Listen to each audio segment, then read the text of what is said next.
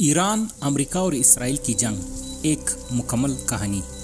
ایران، امریکہ اور اسرائیل ایک ایسی لڑائی جو آج بھی دنیا کی سیاست کو بدل رہی ہے، لیکن یہ جنگ اصل میں ہے کیا اور کیوں صرف ایران کو نشانہ بنایا جاتا ہے جبکہ دنیا میں 27 اسلامی ممالک ہیں؟ اس سوال کا جواب جاننے کے لیے ہمیں تاریخ کے پیچیدہ راستوں سے گزرنا ہوگا۔ چلے واپس چلتے ہیں دوسری جنگ عظیم کے زمانے میں۔ اس وقت دنیا کے ہر ملک کو فیصلہ کرنا تھا، برطانیہ سلطنت کے ساتھ یا ہٹلر کے ساتھ۔ زیادہ تر ممالک نے برطانیہ کا ساتھ دیا، لیکن ایران کا بادشاہ برطانیہ کے خلاف اعلان جنگ کر کے ہٹلر سے دوستی کر لی۔ یہ خبر برطانوی سلطنت کو بالکل پسند نہیں آئی۔ برطانیہ نے ایران پر حملہ کیا اور چند دنوں میں پورے ملک کو فتح کر لیا۔ بادشاہ کو مجبور کیا گیا کہ وہ تخت چھوڑ دے اور اس کی جگہ اس کا بیٹا رضا شاہ پہلوی کو تخت پر بٹھایا گیا، جو برطانیہ کا وفادار کٹ پتلی تھا۔ مغربی اثرات اور عوامی رد عمل۔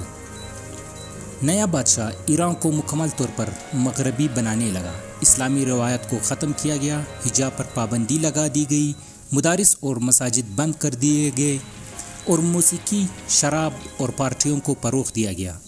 ایران میں اتنی شراب تیار ہونے لگی کہ وہ دنیا کو برآمد کرنے لگا، لیکن عوام کو یہ سب کچھ پسند نہیں آیا۔ آیت اللہ خمینی نے اس ظلم کے خلاف آواز اٹھائی اور عوام کو بغاوت پر اکسانا شروع کر دیا۔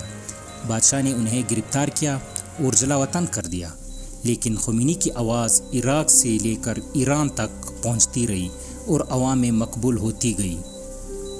بادشاہ کی غلطی اور انقلاب۔ بادشاہ نے اپنی طاقت کے عروج پر ایک عظیم الشان پارٹی کا انعقاد کیا، جس میں وہ تخت پر سونے کی تختی پر بٹھا، لیکن عوام بھوکے مر رہے تھے۔ یہ غلطی اس کی سلطنت کا خاتمہ ثابت ہوئی۔ آخر کار خمینی ایران واپس آئے اور اسلامی انقلاب کا آغاز ہوا۔ امریکہ کے ساتھ دشمنی شروع ہوئی، سفارت خانے پر قبضہ ہوا اور امریکہ نے ایران کو اپنا دشمن سمجھا۔ عراق جنگ اور ایران کی مزاحمت۔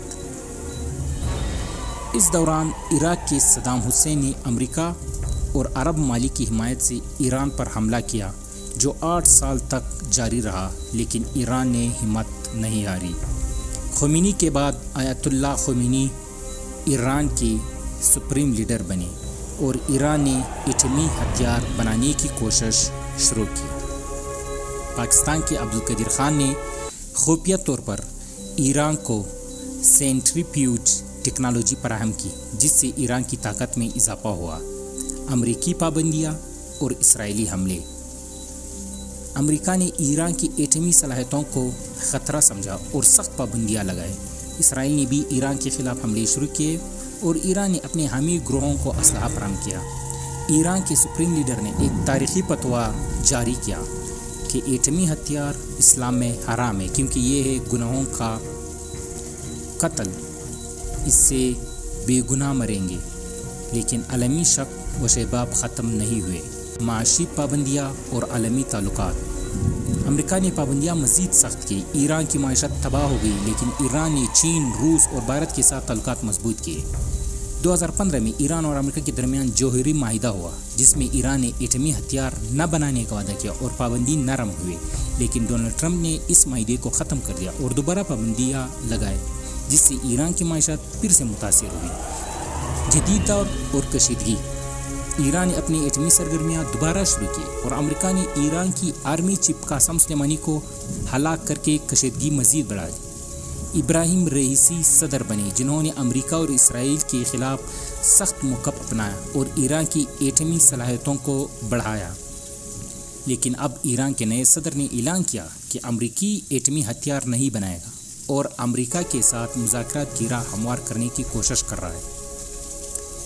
مستقبل کا منظرنامہ۔ اسرائیل اور امریکہ اس بات کو پسند نہیں کرتے اور ایران پر الزامات لگاتے رہتے ہیں کہ وہ ایٹمی ہتھیار بنا رہا ہے۔